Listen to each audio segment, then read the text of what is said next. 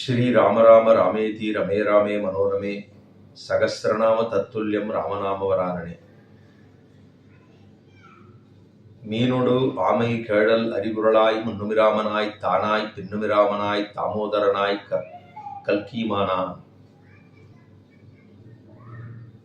மீனொடு ஆமை கேழல் அறிகுறளாய் முன்னுமிராமனாய் தானாய் பின்னுமிராமனாய் தாமோதரனாய் கற்கிமானான்.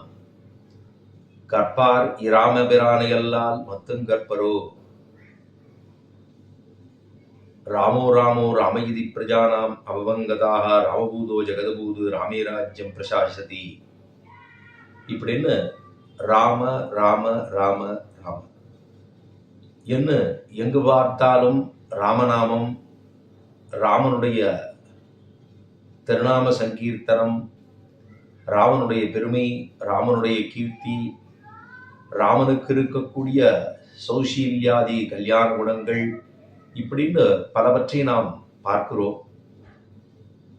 இதிகாசங்களிலே மிகவும் முக்கியமானது அப்படின்னு சொன்னால் இரண்டு இதிகாசங்கள், ஸ்ரீ ராமாயணம் என்ன, மகாபாரதம் என்ன. இப்படி பார்த்தால் ராமராஜ்யம் என்னே கொள்ளுகிறோம்.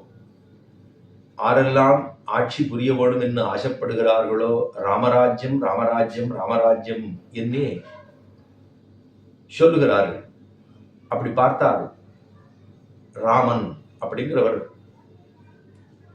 எவ்வளவு உயர்ந்தவர். நாராயண பிரயுக்தமாக அவனே அவதாரம் பண்ணினது ஸ்ரீமன் நாராயணனே தானும் கீழிறங்கி அவதாரம் செய்தான். அவ்வளவு பெரும்படைத்தவன் சக்கரவர்த்தி திருமகன், பெருமாள் என்று கொள்ளுகிறோம், ஸ்ரீ ராமபிரான் என்று கொள்ளுகிறோம். இப்படி பலவாறு அழைக்கப்படுகிறான் எம்பெருமான் சக்கரவர்த்தி திருமகன்.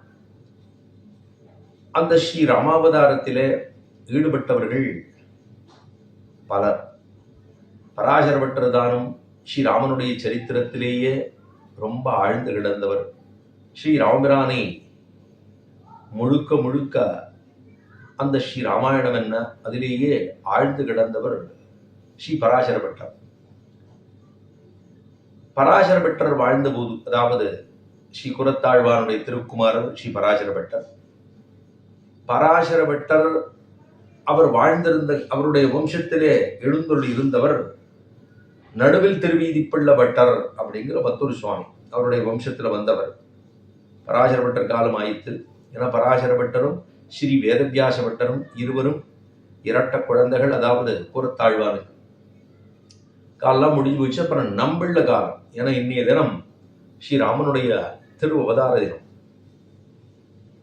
ஸ்ரீ ராமநவமி அப்படின்னு கொண்டாடுகிறோமோ இல்லையோ. இன்றைய நன்னாள் ஸ்ரீ ராமநவமி. இந்த ராமநவமியில சேரகுலவல்லி தாயார், சேரகுலவல்லி நாச்சியார் திருவரங்கத்திலே அர்ஜுன மண்டபத்துக்கு உள்பக்கமாக சென்னோம் என்னால் பெருவாளுடைய விமானம், பிரணவ ஆகார விமானம் சேவிக்கும்படியாகவும் உள்ள இருக்கக்கூடியதான சந்நிதி தான் சேரகுலவல்லி நாச்சியார் அப்படின்னு குலசேகர பெருமானுடைய திருக்குமாரத்தி. அந்த சேரகுலவல்லி நாச்சியாரோடு இன்றைய தினம் பெருமாளுக்கு, நம்பெருமாளுக்கு அர்ஜுன மண்டபத்திலே சேர்த்தி சேவையாகும். அது ரொம்ப பெருமை. பகவானுக்கு 3 விடங்களிலே, ஒன்று உறையூர் கமலவல்லி நாச்சியாரோடு பங்குனி மாதம் ஆயில்ய திருநட்சத்திரத்திலே இப்பொழுது சமீபத்தில் நடந்தது. பங்குனி உத்தரம் என்று அது ரங்கநாச்சி தாயாரோடு ஸ்ரீரங்கத்திலே பங்குனி உத்தரம் என்று நடக்கிறது. இன்றைய தினம், அதாவது ராமநவமி அன்று சேரகுலவல்லி நாச்சியாரோடு நடக்கக்கூடிய சேர்த்து சேவை. பகவானுக்கு, நம்பெருமாளுக்கு 3 தேவிமார்கள். இந்த இடத்துல 3 பேரோடும் சேர்த்து நடக்கிறது அப்படிங்கிறதை புரிந்து கொள்ள வேண்டும். இப்போ அந்த நடுவியில் திருவீதிப்பிள்ள பட்டர் வாழ்ந்த காலம். அவர் அப்படி இடங்களுக்கு, அரசவைக்கு இந்த மாதிரி போவதுண்டு.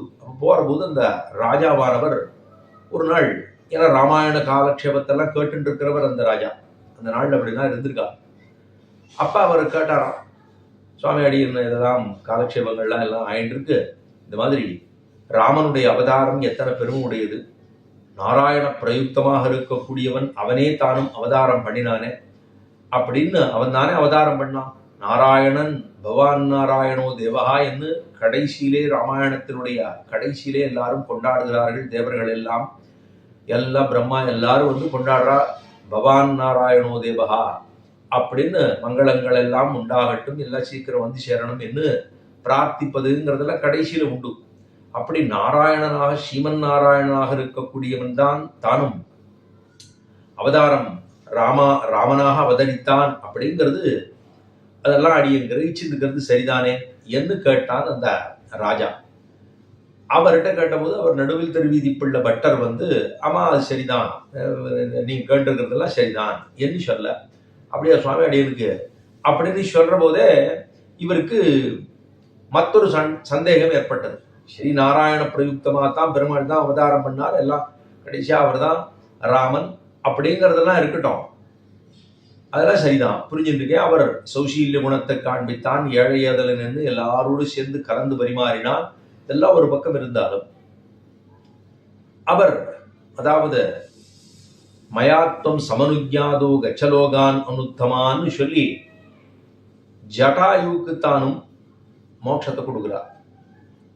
மயாத்வம் சமனுஜாதோ கச்சலோகான் அனுத்தமான் என்று அப்படின்னு ஒரு இடத்துல சொல்ற போது இந்த இடத்துல ஜடாயுக்குத்தான் மோட்சத்தை கொடுக்கிறாரே, இது எப்படி? ஏன்னா மனுஷனா அவதாரம் பண்ணிருக்கார். மனுஷனா அவதாரம் பண்ற போது அவர் இப்படி புறப்பட்டு தெற்கு நோக்கி வருகின்ற பொழுது குத்துயிரும் கொலையுருமாக ஜடாயு அதாவது இருக்க, அப்பதான் அவர் சொல்றார், அவர் உமக்காகத்தான் ராமா உன்னை பார்க்கணும்னு தான் காத்துட்டு இருக்கேன், இந்த மாதிரி தான் இந்த பக்கம் தான் போறா அப்படின்னு சொல்ல, அப்ப அவர் சொல்றார், நான் ராமன் சொல்றார், இந்த மாதிரி இப்படி நமக்காக இருந்தீரா, நம்முடைய பெரிய தோப்பனார் போல இருந்தீரே, இவ்வளவெல்லாம் பண்ணினீரே, நமக்காக ராமகைங்கரியத்திலே ஈடுபட்டீரா, இப்படி பண்ணீரா, தன்னுடைய சிறகாலே அவனை தடுத்து நிறுத்த முற்பட்டீரா, இப்படி எல்லாம் ஆயிடுத்தே தேவதி இருக்கு அப்படின்னு சொல்லி வருத்தப்பட்டு, அப்பொழுதுதான் ராமன் சொல்றார், நீ மோட்சத்துக்கு போ, யாரும் கண்டறியாதிருக்கக்கூடிய பரமானந்தமாக இருக்கக்கூடிய மோட்சத்தை சென்று கிட்டுவீராகா அப்படின்னு சொல்லி அவருக்கு அந்திம கிரியைகளை பூரா பண்றது அவர் தான். அவர் பண்ணாரோ இல்லையோ, அப்ப அதை கேட்கிறார் இந்த ராஜா. இப்படி ஒரு தான் அவதாரம் பண்ணது நாராயணனா இருந்தா கூட மனுஷனா அவதாரம் பண்ணிருக்கா, இந்த மனுஷனா அவதாரம் பண்ணுகிற பொழுது அவர் எப்படி மோட்சத்துக்கு நீ போன்னு சொல்ல முடியும் அப்படின்னு கேட்கிறார். அந்த கேள்வி கேட்ட உடனே இவர் கொஞ்சம், ஏன்னா நம்மள வாழ்ந்திருந்த காலத்திலே இவரும் எழுந்துள்ளிருந்தார் நடுவில் திருவீதி பிள்ளை பட்டருங்கிற சுவாமி. அப்ப அவர் சொல்றார், ஏன்னா அவருக்கு நம்மளுடைய காலக்ஷேபத்துக்கு நிறைய கோட்டியார்கள்லாம் நிறைய சமிருத்தியாக எழுந்துள்ளவர்களாம். ஆனா இவருடைய கோட்டி இவரும் காலக்ஷேபங்கள் எல்லாம் சாய்த்து பட்டர் வம்சமும் இல்லையோ அப்படின்னு இவரும் நல்லா தான் பண்ணி இருந்திருக்கார். ஆனா ஏதோ மனதுக்குள்ள கொஞ்சம் அப்படி ஒரு சிறு ஒரு கொஞ்சம் சங்கடம், அவர் அங்க நிறைய பேர் போறா அப்படிங்கிறதாக ஒரு தோற்றம் அவருக்கு ஏற்பட்டு கொஞ்சம் ஒரு மாதிரி அவருக்கு மனதிலே ஏற்பட்டிருந்தது. அப்ப இப்ப இதெல்லாம் நடந்தது ஒரு பக்கம். இப்படி இருக்கிற போதுதான் இந்த மாதிரி கேட்ட உடனே அவருக்கு கொஞ்சம் என்ன சொல்றது என்பது கொஞ்சம் நிதானமாக இல்லாமல் ஆகிவிட்டார். அந்த நேரத்துல ராஜாவுக்கு ஏதோ காரியம் வந்துட்டு கொஞ்சம் அப்படி போயிட்டார். அந்த நேரத்துல என்ன பண்ணார், பட்டருடைய காலக்ஷேபத்துல பண்ற ஒரு சுவாமி ஒருத்தர் அந்த பக்கம் கண்ணுல தென்பட்டாராம் அரசவையில. அப்ப அவரிடத்துல போய், சுவாமி இந்த மாதிரி இப்படி ராமனானவன் தான் மனுஷராக அவதரிக்க செய்திருக்கவே அவர் மயாத்வம் சமனுஜாதோ கச்சலோகான் அனுத்தமான்னு சொல்லி இவர் மோட்சத்தை ஜடாயுக்கு கொடுப்பது அப்படிங்கிறது, இது கொஞ்சம் மனுஷனா இருந்து இப்படி மோட்சத்துக்கு போகணும்னு சொல்ல முடியுமா அப்படிங்கிறது இருக்க, இதுக்கு நம்மள எப்படி காலக்ஷேபத்துல சமாதானம் சொல்லுவார் அப்படின்னு அவர்கிட்ட கேட்டுட்டார். ஏன்னா இப்ப ராஜா கேட்டாரோ இல்லையோ, அவரிடத்துல கேட்டுக்கலாம் அப்படின்னு எப்படி பட்டர் தெரிவிப்பார், சமாதானம் பண்ணுவார் அப்படின்னு கேட்டபோது அப்ப சொன்னார், அது பல தடவையும் கேட்டிருக்கேன், பட் அதாவது நம்மள வந்து அவர் என்ன சொல்லுவார்னா சத்தியேன லோகாஞ்சயதின்னு சொல்லுவார் அப்படின்னு சொல்லிவிட்டார். சத்தியேன லோகாஞ்சயதி, ராமன் என்பவன் அவன் பலவிதமான கல்யாண குணங்கள், கோன்மஸ்மின் சாம்பிரதம் லோகே குணவான் கஷ்ய வீரியவான் தர்மஜ்ய கிருதஜ்யன்னு சொல்லி அத்தனை கல்யாண குணங்களும் ஒரு சேர பெற்றவன் ஸ்ரீராமபிரான் அப்படின்னு சொல்றோம். அப்படி இருக்கிற செய்தவே இவன் எப்படி ஒரு மனுஷனுக்கு, இவனும் மனுஷனா பிறந்திருக்கான், அப்படி ஒரு அதுவும் பறவை பட்சி, இவர் மனுஷனா பிறந்திருக்கார், அது பக்ஷி. பக்ஷி என்பது அது ஒரு தாழ்ந்த ஜென்மா. தாழ்ந்த ஜென்மான்னா அதுக்கு கர்மயோகமோ, ஞான யோகமோ, பக்தி யோகமோ, சரணாகதி இந்த மாதிரி ஏதாவது பண்ண முடியுமோ? அதுக்கு பண்றதுக்கு தான் தெரியுமான்னா அதுக்கு அறிவுங்கிறதே எதுவுமே இல்லாத ஒரு ஜந்து தானே. அதாவது ஏதோ அதுக்கு வேணுங்கிறதுக்கு அது பார்த்துக்குமே தவிர பக்தி பண்ணணும், கர்மயோகம் பண்ணணும், ஞான யோகம் பண்ணணும், இதெல்லாம் பண்ணணும்னா பண்ண முடியுமா அதால? அது பிறந்ததே பக்ஷியா, அதால ஒண்ணும் பண்ண முடியாது. அதுக்கு அதிகாரமே இல்லாத இருக்க செய்தேவே அதை எப்படி ஒரு மோட்சம் போவா? 2 கேள்வி. ஒன்னும் இவர் மனுஷனா இருக்கா, இன்னொன்னு அது பக்ஷியா இருக்கு. இப்படி இருக்கிற போது அதை எப்படி இவர் மோட்சத்துக்கு செல்ல வைக்கலாம், அனுப்பி வைக்கலாம்னு கேள்வி. அதாவது நம்மள எப்படி சொல்லுவாரா, சத்தியத்தாலேயே எம்பெருமான் எல்லா லோகங்களையும் ஜெயித்தவன் அப்படின்னு சொல்லுகிறான். சத்தியேன லோகாஞ்சயதி, இந்த லோகத்தையே எம்பெருமான் எப்படி இந்த லோகத்துக்கே ஜெயத்தை எப்படி கொண்டு வருகிறான் எம்பெருமானா? தன்னுடைய சத்தியத்தினாலே. சத்தியவாக்கியோ திருடபிரதாக சொல்றது இல்லையோ. அதாவது 16 கல்யாண குணங்கள் நிரம்ப பெற்றவன் யாரு? ஏன்னா அது எம்பெருமான் சக்கரவர்த்தி திருமகன் ஸ்ரீராமன். அந்த பெருமாள்னு சொல்லப்படுகிற எம்பெருமான் இவர் கேட்கிறார். நாரத பகவான் வால்மீகி 2 பேரும் சம்பாஷணம் பண்ணிட்டு இருக்கும் போது சொன்னார், என்னன்னா 16 கல்யாண குணங்கள் ஒரு சேர ஒரே நேரத்தில் இருக்கணும் ஆட்டு இருக்கு அப்படின்னா ஒருத்தன் தான், அவன் தான் இருக்கான். ஸ்ரீராமனுக்கு மட்டும்தான் அது உண்டு அப்படின்னு 16 கல்யாண கோன்மஸ்மின் சாம்பிரதம் லோகே குணவான்னு சொல்லி ஆரம்பிச்சு 16 கல்யாண குணங்கள் ஒரு சேர நிரம்ப பெற்றவன் ஸ்ரீராமபிரான் அப்படின்னு சொல்லிடு. சத்தியவாக்கியோ திருடபிரதாகான சத்தியம் அப்படின்னா அதைத்தான் செருவினால் இலங்கசத்த தேவனே தேவனாவான் சேவிக்கிறோம் இல்லையோ. அதிலே இலங்கசத்த தேவனே தேவனாவான் சொல்ற போதே அந்த அந்த திருமாலையில தொடரடிப்புடி ஆழ்வார் சொன்ன சிலையினால் இலங்கை செத்த தேவன் அப்படின்னு தெரிவித்தார். அந்த சிலை அப்படின்னா தன்னுடைய வில்லு ஒரே வில்லு, சொல்லு ஒரே சொல்லு. அந்த வில்லானது ஒன்று, சொல்லானதும் ஒன்று, அதே போல இல்லானதும் ஒன்று. ஒரு சொல், ஒரு வில், ஒரு இல், அப்படித்தானே. அப்ப அந்த ஒரு சொல்லுங்கிறது சத்திய வாக்கியம். அவன் தர்மத்தையே நிலைநாட்ட பெருமான் கண்டனம் பெருமான் அவர் சொன்னது சர்வதர்மான்னு விட்டுட்டு, சர்வதர்மான் எல்லா விதமான தர்மங்களை விட்டு சாட்சாத் என்னையே தர்மமாக பத்து இவர் சொல்றார் ஸ்ரீ கிருஷ்ணாவதாரத்திலே. ராமாவதாரத்துல என்ன பண்ணிருக்கணும்னா, ராமோ விக்கிரகவான் தர்மஹா, ராமோ விக்கிரகவான் தர்மஹா சாது சத்திய பராக்கிரமஹா என்று ராமனுடைய திருவேணியே உத்தேசம் ஸ்ரீ ராமாவதாரத்திலே. அது என்ன திருவேணினா, சத்தியமே உருவெடுத்திருக்கக்கூடிய திருவேணி ஸ்ரீராமனுடைய திருவேணி. அப்படின்னா அவன் தன்னுடைய சத்திய வாக்கினாலேயே இந்த உலகத்தையே வெல்லக்கூடிய ஜெயிக்கக்கூடிய ஜெயத்தை படைத்தவன், சக்தி படைத்தவன் ஸ்ரீராமன். அதனால அவர் நாராயண பிரயுக்தமா கீழறங்கி வந்திருக்கேன்னு நினைத்து கொண்டு நீ மோட்சத்துக்கு செல்வாயாகான்னு சொல்லிலாம் அவர் அனுப்பல. தன்னுடைய சத்திய வாக்கியத்தினாலேயே தான் மனுஷனா தான் இருக்கார். மனுஷனா இருந்த பொழுதேவே தான் தன்னுடைய சத்தியம், ஏன்னா ஒரு சத்தியம் ஒருத்தருக்கு சத்தியம் இருக்குன்னா அதனால எத்தையும் செய்ய முடியுமோ இல்லையோ. நம்ம கூட நம்ம தேசத்துக்கு சொல்லுவேன் சத்தியமேவ ஜெயத்தேன்னு சொல்லமோ இல்லையோ. அந்த சத்தியம் அப்படின்னு சொன்னா அந்த சத்தியத்துக்கு இருக்கக்கூடிய அதுக்கு கட்டுப்பட்டுட்டோம்னா எம்பெருமான் நமக்கு எப்படியுமே கொடுத்துடுறாரு இல்லையோ. அந்த சத்தியத்துக்கு கட்டுப்பட்டோமே ஆனால் நம்மை ரட்சித்து கொடுக்கிறவன் எம்பெருமான். ஆறு நாராயணன், அவன் ஆறு ஸ்ரீராமன், அவரே நமக்கு கொடுத்துடுறார். அப்படின்னு பார்க்கிற போது சத்தியத்தாலேயே இந்த உலகத்தை வெல்லுவான் அப்படின்னு சொன்னா மோட்சத்துக்கு அவன் அனுப்ப முடியும் அப்படின்னு நிர்வாகம் பண்ணுவார் நம்பிள்ளை அப்படின்னு அந்த சுவாமி 6 காலக்ஷேபம் நம்பிள்ளையினுடைய காலக்ஷேபத்துல அன்வைத்துக் கொண்டிருந்தாரோ அந்த சுவாமி இதன்பட அவரிடத்துல நடுவில் திருவீதி பிள்ளை பட்டர் அவரிடத்திலே கேட்ட உடனே இப்படியெல்லாம் பண்ணுவரா அப்படின்னு நினைத்து கொண்டார் நடுவில் திருவேதி பிள்ளை பட்டர். ஏன்னா நம்பிள்ள கோட்டின்னு சொன்னா அதுக்கு ஒரு டைட்டிலே உண்டு. என்னன்னா நம்பெருமாள் புறப்பாடோ நம்பிள்ள கோட்டியோன்னு சொல்லுவா. நம்பெருமாள் புறப்பாடோ நம்பிள்ளை காலக்ஷேப கோட்டியோ அப்படின்னா அதுவான்னா 2வது தான். நம்பெருமாள் புறப்பாடு நம்பிள்ள கோட்டி நடந்துட்டு இருக்குன்னா அப்ப நம்பெருமாள் வந்தா கூட என்ன பண்ணுவாளா, சுவாமி இவர் எதுக்கு இங்க வரார், எப்படி பெருமாள் ஆரை பத்தி சொல்லிட்டு இருக்காருன்னா அந்த நம்பிள்ள இவரை பத்தி தான் சொல்லிட்டு இருக்கார்.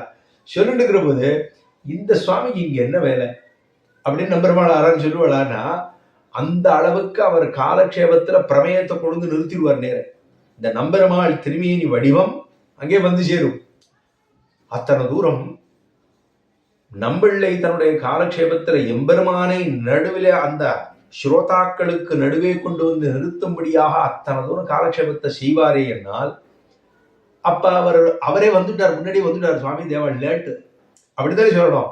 நம்பெருமாள் வருவது தேவருக்கு கொஞ்சம் தாமதமா வந்துட்டு ஆல்ரெடி இங்க வந்தாச்சு, இந்த ஓட்டிக்குள்ள வந்தாச்சு அப்படிங்கிற அளவுக்கு பெருமைப்படைத்தவர் நம்பிள்ளை.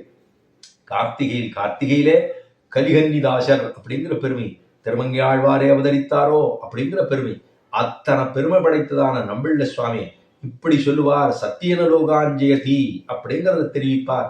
அப்படின்னு சொன்னா சத்தியத்தாலேயே இந்த உலகத்தை வெல்லக்கூடிய சக்தி படைத்ததான ராமன் மோட்சத்துக்கு அவரை அந்த ஜடாயுவை அனுப்பிக்க வைப்பதற்கு ஒரு குறையும் இல்லையே அப்படின்னு அவன் நாராயணனா இந்த காரியத்தை பண்ணல, மனுஷனாவே பண்ணிருக்கார், ராமனாவே பண்ணிருக்கார் அப்படின்னு சொல்லி முடிச்சுட்டாராம். இதை கேட்ட உடனே நடுவில் திருவிதி பிள்ளை பட்டருக்கு அப்படியே தடதறது விடுது.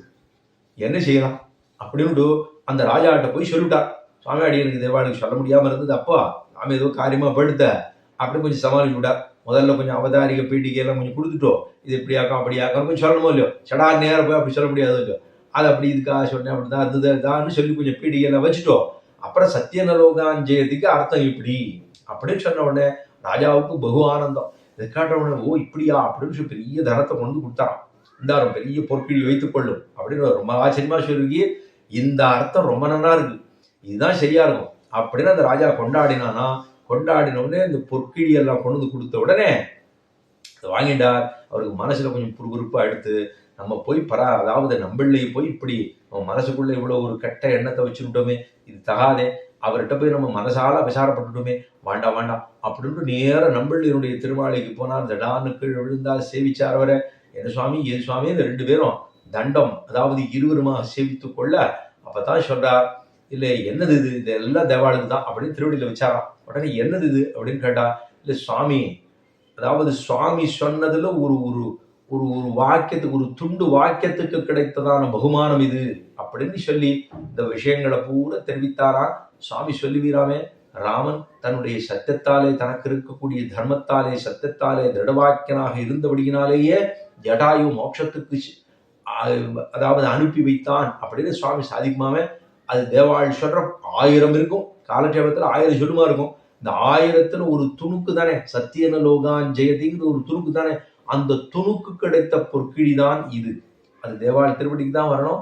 அடியேன் ஏதோ அபசாரப்பட்டுட்டேன் தேவரின் இடத்துல, அடியனை க்ஷமித்தருள வேணும் அப்படின்னு க்ஷமா கொள்ள வேணும் என்று பிரார்த்திக்க.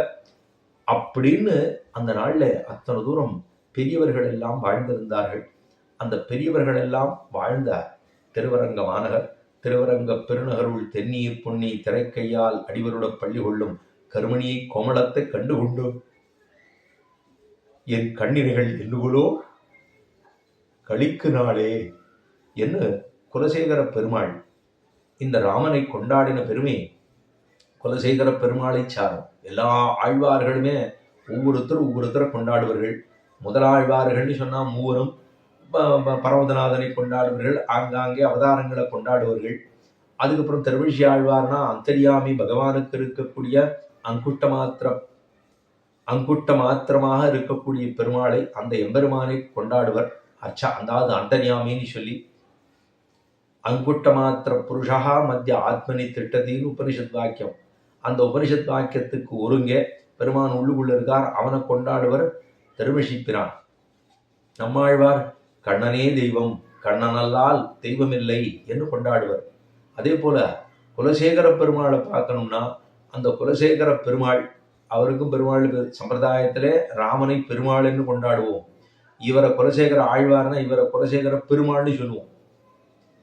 அவருக்கு பெருமாள் பேரு, அதே பெருமாள் இவருக்கும் பேரு. குலசேகர ஆழ்வார்னு சொல்லுவதை காட்டிலும் குலசேகர பெருமாள்னு சொல்லுவது பெருமை. அப்படி இருந்தவர். இவரும் புனர்வசு, அவரும் க்ஷத்திரியன், இவரும் க்ஷத்திரியன். அவருக்கு ராமன் தான் குலதெய்வம். என்ன சுவாமின்னா ஆராதய ஜெகநாத, அவர் தான் குலப்பெருமாள். இவருக்கும் குலப்பெருமாள் திருவரங்கநாதன் தான். அவரும் க்ஷத்திரியன், அவரும் புனர்வசு. அவருக்கும் பெருமாள் ரங்கநாத பெருமாள் தான், ஜெகநாத பெருமாள் தான். இவருக்கும் குலப்பெருமாள் ரங்கநாத பெருமாள் தான், புனர்வசு தான், க்ஷத்திரியன் தான். ஆக மூன்றும் சேர்ந்தது. முப்புரிவூட்டி இருக்கக்கூடியதான பெருமை இவர்கள் இருவருக்குமே ஒப்பு அந்த பெருமை. அப்படி ராமனையே கொண்டாடுவர். மற்ற பார்த்தோம்னா பெரியாழ்வார் கண்ணனையே தன்னுடைய குழந்தையாக பாவித்து பாடினவர். அதுக்கப்புறம் பார்த்தோம்னா தொண்டரடிப்புடி ஆழ்வார் திருவரங்கநாதனையே கொண்டாடி இருந்தார் அர்ச்சாவதாரத்திலே. அதுக்கப்புறம் திருப்பான ஆழ்வாரும் அப்படியே அமரநாதரால் அவனே கொண்டாடினார். திருமங்கை ஆழ்வார் தான் அப்படி எல்லா இடத்துலையும் அவருக்கு தான் நிறைய ஆடல்மாங்கிற குதிரையில ரோமிங்